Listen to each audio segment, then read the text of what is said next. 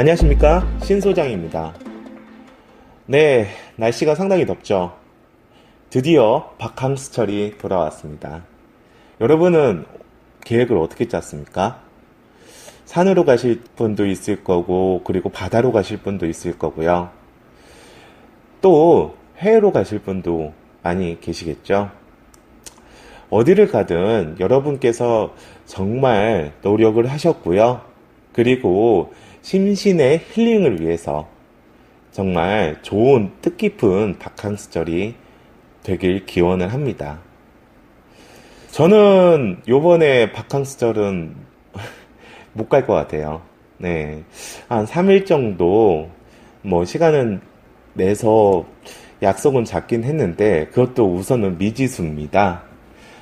제가 무엇 하나 지금 준비하고 있는데 그것 때문에 조금 준비를 하느냐고 지금 바캉스는 좀 힘들 것 같아요.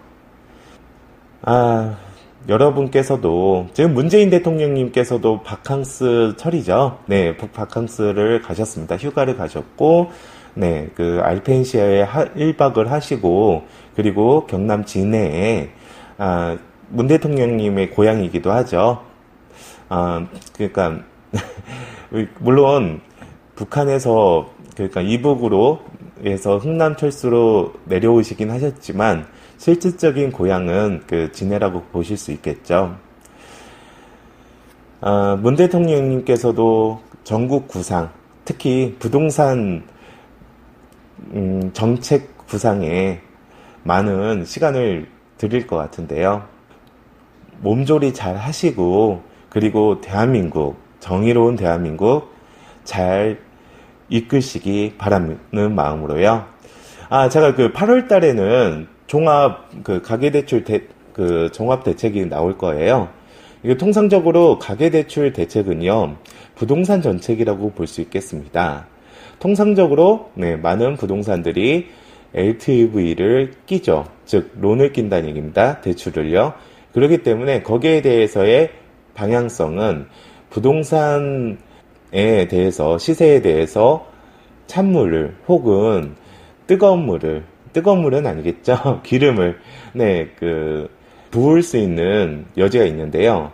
제가 보기에는 이번 정책은 LTV를 많이 줄이거나 혹은 가계대출을 많이 줄이는 형식으로 당연히 갈 것 같고요. 그러면 부동산 정책에서도, 부동산 시세에서도, 시장에서도 많은 영향을 받을 것 같습니다. 지금 통상적인 엠바고로 해서 요번에는 아마 의료 쪽하고 그리고 의료 쪽에 조금은 정책이 쏟아진다라는 이야기가 있습니다. 지금 언론사 엠바고로 지금은 약간 주춤하고 있는 상태인데요. 의료 쪽에 어떤 정책이 일어날지 사뭇 궁금해지긴 합니다. 물론 일주일 정도의 휴가 기간이 줄어야 완료가 돼야 우리가 알 수 있겠죠. 네, 오늘은 아파트형 공장 지식산업센터의 두 번째 시간을 갖도록 하겠습니다. 총론적인 이야기 중에서도 두 번째 시간인 지식산업센터가 일반적인 시세차익 부동산이 아닌 임대수익형 부동산으로 투자자분한테 메리트가 될 수 있는 한 가지 장점을 이야기 드려보도록 하겠습니다. 그럼 오늘 방송 이야기 드리도록 할게요. 투자자 입장에서는 여러분께서 갭투자 많이 아시죠? 임대수익형 부동산은 LTV가 관건입니다. 자기자본 수익률에 대한 월세에 대해서의 임대수익이 일반적으로 그 물건의 진실한 임대수익률이라고 볼 수 있겠지만 이 LTV는 자기자본을 적게 되면서 그 비율을 높이는 그런 천병적인 효과를 가지고 있고요. 그리고 임대수익률 자체를 올릴 수 있는 그런 거라고 볼 수 있겠습니다. 통상적으로 LTV는요, 상업용 부동산, 비주거용 부동산에는 많이 낮습니다. 주택보다 많이 낮습니다. 물론 아파트 같은 경우에서는 실질적인 LTV, 즉 국가에서 관리하는 가이드라인으로 관리하는 LTV가 당연히 있긴 하지만요. 일반 단독주택이나 혹은 빌라 같은 경우에서 다세대 주택에서는 LTV가 조금 높은 편이죠.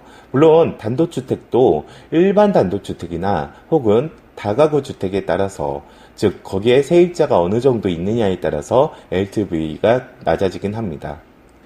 일반적으로 비주거용의 LTV는요 60에서 70%를 보고 있습니다. 그리고 낮으면은 50% 정도 볼 수도 있겠죠.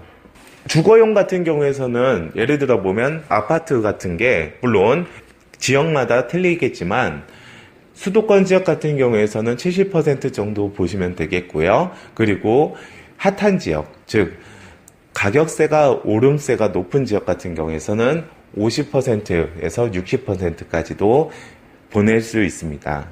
우리가 예를 들면 금감원이나 그런 데에서 공문을 내립니다. LTV에 대해서의 가이드라인을 내려주면요. 그 지침을 받은 은행권에서 조정을 하죠. 거기에서 플러스 해가지고 이 금융권은 말이죠. 예전 같은 경우, 예를 들어 보면 2009년도에도 LTV가 한번 내린 적이 있거든요. 그때는 이 금융권에 대해서의 가이드라인이 좀 늦게 도착했어요. 그러니까 1금융권의 LTV가 우선 내려왔고, 그리고 이 금융권이 거기에 대해서 한 달에서 두 달 텀 정도로 늦게 내려가게 됐는데요. 그 사이에 경매가가 많이 높아졌죠. 경매가가 높아지는 이유가 뭡니까? 그러니까 경매의 낙찰가율이나 낙찰율이 높아지는 이유, 그리고 그 경매 강풍이 뉴스 워딩에 나올 이유는요, 바로 이금융권에서 융자를 뽑기 때문에 그렇습니다. 낙찰자께서요. 그렇기 때문에 그 두 달 텀에 대해서의 LTV 가이드라인이 제2금융권에 돌릴 때 또 경매가 사그라지기도 했죠. 요번에는 좀 스탠스가 빨랐습니다. 1금융권, 2금융권 바로 진행이 될 것 같고요. 이 조정구역이나 혹은 LTV 정책 같은 경우에서는 아파트의 가격에 큰 영향을 주긴 합니다. 하지만 여러분 아시겠지만 우리가 6.19 대책에서도 조금은 한 달 정도의 효과는, 반짝 효과는 있었습니다. 한 달도 안 됐죠. 가격이 지금은 계속 오르고 있는 상태입니다. 우리가 진보 정권은 인플레이션이 높기 때문에 아파트가 상대적으로 가격이 오른다는 제가 말씀을 드렸죠. 그리고 두 번째로 제가 늘상 말씀드리지만 이제 택지 공급이 죽어들게 되면, 지금 재건축은 안 죽이고 있거든요. 지금 예를 들어 보면 그 도심권의 재건축 같은 경우에서는 예를 들면 목동 신시가지 아파트 같은 경우 그 어마어마한 세대수, 그리고 상계동 같은 노원구 같은 경우 그 어마어마한 세대수가 택지로 공급하게 되겠지만 지금부터 시작이거든요. 그러면은 이 정부가 아니라 다음 정부 끝날 때까지도 그 진행이 조금은 그 택지가 실질적으로 우리한테 오기는 조금 애매하기는 할 수 있습니다. 그러니까 좀 올라가게 되죠. 지금 박근혜 정부가 제가 말씀드렸지만 신도시를 죽임으로써 택지를 공급을 죽였고, 그리고 재개발의 반수가 해제가 되면서 서울 지역 기준으로요, 이제 서울 도심권의 택지도 죽었습니다. 근데 지금 현재 택지가 가장 많이 오르고 있는 게 바로 강남권이겠죠. 개포 1단지부터 7단지까지 그리고 잠실에 있는 여러 가지의 아파트들이 지금 택지 공급이 되고 있기 때문에 제가 보기에는 강남권이 더 오를 수 있는 여지를 늘상 말씀을 드리는 겁니다. 제가 보기에는 이번 정부 내내 오르지 않을까 그런 생각을 하긴 합니다. 물론 제 생각이긴 하지만요. 자, 갑자기 이야기가 여기까지 갔는데요. 이제 이 LTV라는 게 아파트형 공장 지식산업센터에서는 80에서 85%까지도 정해지게 됩니다. 이것이 되게 관건인데요. 80%면 어마어마하죠. 그리고 여기에서는 일괄적으로 세입자가 있을 경우 그 세입자 보증금 플러스해서 원래는 융자를 발생시킬 때는 세입자의 보증금은 공제를 시켜야 되거든요. 근데 그것을 포함을 한 상태에서도 80% 수준의 LTV 비율을 유지를 시킨다는 게 대단하죠. 그러면은 자기 자본이 실질적으로 10에서 15% 정도밖에 되지 않고요. 그렇기 때문에 자기 자본 수익률로서 임대수익형 부동산으로서 5.5%만 나와도요. 융자를 풀로 뽑았을 때 통상적으로 14에서 15% 정도의 임대 수익률을 자랑하고 있습니다. 이게 지식산업센터의 큰 장점이죠. 제가 항상 얘기를 드린 곳이 있습니다. MPL로 해가지고 구입을 하신 분이 있는데 평당 430만 원입니다. 여기 같은 경우에서는 LTV가 많이 나왔기 때문에 자기 자본 없이도 공사 비용하고 취득세까지 완료가 됐었는데요. 그 물건 같은 경우에서는 430에서 가격이 견고하게 올라와져서 650만 원 정도의 지금 시세가 형성이 되어 있습니다. 한 칸 기준으로 이게 아파트 공장이 실평수가 한 40평 정도 되거든요. 그분의 물건 같은 경우에서는요. 그럴 경우에서는 분양 면적은 80평이고 80평에서 200만 원이 올라졌다면 이 200만 원이 그냥 단순 계산으로 200만 원이 올라졌다면 통상적으로 1억 6천 정도 1억 4천에서 1억 6천 정도 한 칸당 그런 시세 차익을 보고 있다는 겁니다. 대단하죠? 물론 그게 팔리고 그리고 자기 수익에 가져가야 일반적인 이익이라고 볼 수 있겠는데요. 그분은 자기 자본 없이도 따박따박 받으면서 월세를요. 그리고 시세 차익을 올릴 수 있다는 그런 두 가지의 토끼를 잡았는데요. 이게 바로 이 아파트 용장 지식산업센터가 LTV가 많이 나오는 장점을 10분 활용해서 그런 수익률, 그런 전설을 만들 수가 있었던 거죠. 자, 그럼 두 번째 장점은 뭐가 있을까요? 제가 보기에는 지식산업센터는 두 가지 장점이 있는데요. 주요 장점입니다. 한 가지는 LTV를 말씀드렸고요. 두 번째는 바로 분할이 가능하다는 겁니다.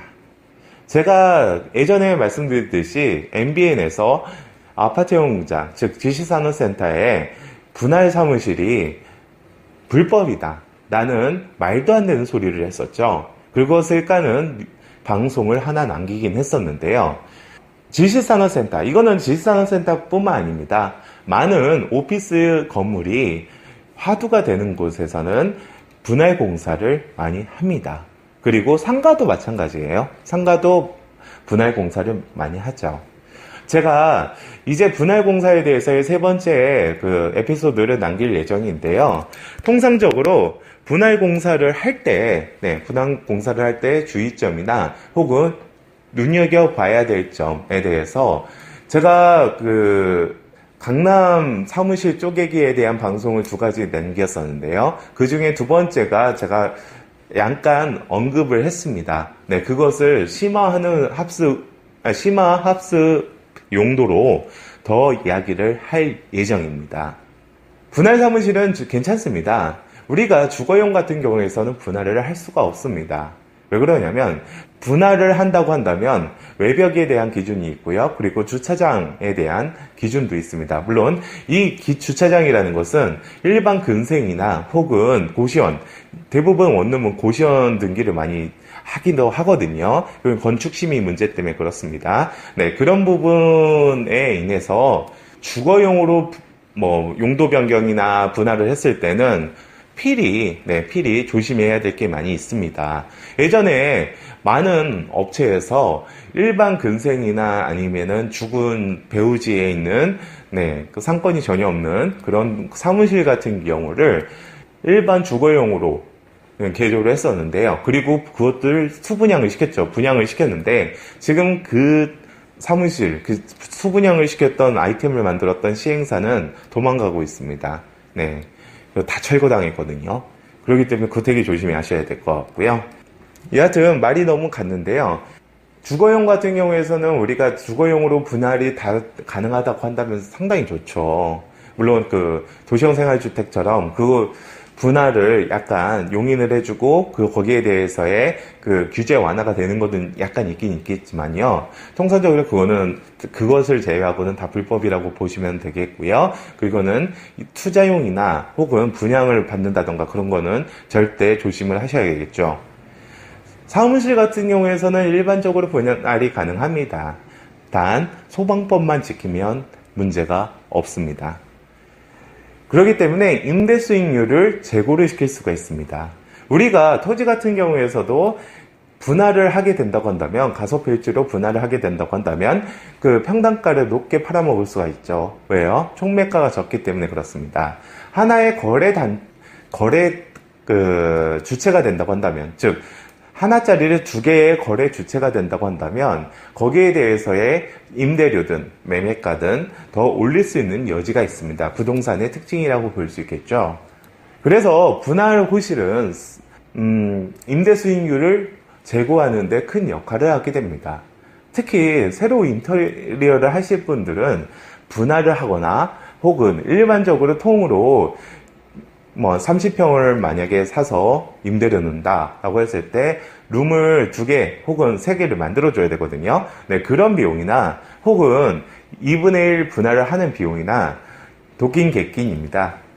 그 대신 수익률은 한 30에서 40만 원까지도 올라갈 수 있는 여지가 있죠. 물론 물건마다 틀리긴 합니다. 제가 저번 방송에 말씀드렸듯이 그런 거를 하시게 된다고 한다면 가장 중요할 게 바로 도면이거든요. 네, 도면을 어떻게 볼 수 있는지, 어떻게 봐야 되는지 그런 것도 잘 봐야겠죠. 제가 최근에 그 상동지역을 한번 임장을 가봤습니다. 이 산동지역에 그 한계층 경매들이 많이 나와가지고 그걸 임장할 겸 갔었는데 이미 많은 사람들이 한계층을 낙찰을 받아가지고 40개, 50개 사무실 분할을 하고 있더라고요. 그래서 와 대단하다라고 생각을 했습니다. 물론 제가 생각하는 통상적으로 한 개 칸을 받아가지고 거기에 대해서의 임대 수익률을 극대화시키는 분할과 조금 다르죠. 한 개 층을 했기 때문에 그렇습니다. 네, 그럼에도 불구하고 제가 봤을 때는 이런 식으로 수익 모델을 구가하는 사람들이 많구나 라는 게 눈에 보였습니다. 여러분께서도 제가 이런 말씀을 하고 싶어요. 우리가 길을 걷거나 진짜 멍을 때린다고 하더라도 어느 곳에서는 돈을 벌려고 그리고 돈에 대한 수익 모델을 만들려고 노력하는 사람들은 많습니다. 그리고 그런 사람들이 돈을 버는 거죠. 그래서 제가 그 3번째 방송에는 도면 보는 법 하고요. 그리고 분할을 어떻게 해야 되는지에 따라서 말씀을 드리도록 하겠습니다. 그리고 마곡에서부터 조금은 활성화가 되어 있는 섹션 오피스에 대해서의 신 소장의 생각을 이야기 드려보도록 하겠습니다. 부동산 엑스파일 굿모닝 신 소장의 신 소장이었습니다. 여러분 감사합니다.